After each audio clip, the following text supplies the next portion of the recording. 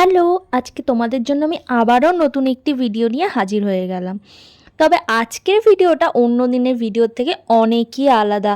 প্রথমেই এই অর্ডারটা পেয়ে আমার মন তো খুশিতে একদম আনন্দে ভরে উঠেছে, তাই আমি চটপট করে নিজের কাজ করতে শুরু করলাম। তোমরা ভাবছো তো এত চকলেট নিয়ে আমি কি করছি? আজকের পুরো কেকটা হবে এই চকলেট দিয়েই, কারণ আজকে আমি বানাবো চকলেট ট্রাফেল। আজকের কেকের সবথেকে চ্যালেঞ্জিং কাজ হচ্ছে এই চকলেট গানাশ বানানোটা। এটা যদি প্রপারভাবে না হয় তাহলে কেকের উপর বসবে না, যেই প্রবলেমগুলো আমি ফেস করেছি অন্তত। তবে যাই হোক, অন্যান্য দিনের কেক বানানোর ভিডিওর থেকে একটু আলাদা ছিল আজকের এর কাজটা, একটু চ্যালেঞ্জিংও ছিল। তারপরেও আমি কাজটা করছি, আমাকে করতে হবেই সেটা আমি জানি।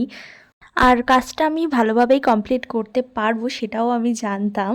তার কারণ হচ্ছে আমি একটু চ্যালেঞ্জিং কাজ, একটু অন্য কাজ করতে আমি একটু বেশি পছন্দ করি। একটু নতুনত্ব কোনো ডিজাইন হলে আমার বেশ ভালো লাগে কাজ করতে, বেশ মনও লাগে যে নতুন ডিজাইনটা কিভাবে কমপ্লিট করব, কিভাবে হবে। অনেক কিছু আইডিয়া ভিডিওস দেখে নিজের মতো করে বানানোটা একটা আলাদাই চ্যালেঞ্জিং কাজ থাকে।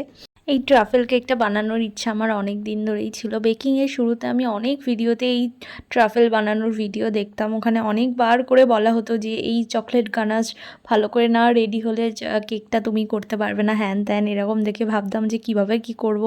এটা বানানোর সময়ও সেটা ভাবছিলাম, কিন্তু তারপর দেখলাম না, ঠিকই আছে, সবই ঠিকঠাক হয়ে গেছে। তোমরা দেখো এর ফাইনাল ভিডিওটা, এত ভালো লাগছে, এত গ্লো করছে, মনে হচ্ছে আমিই খেয়ে নিই।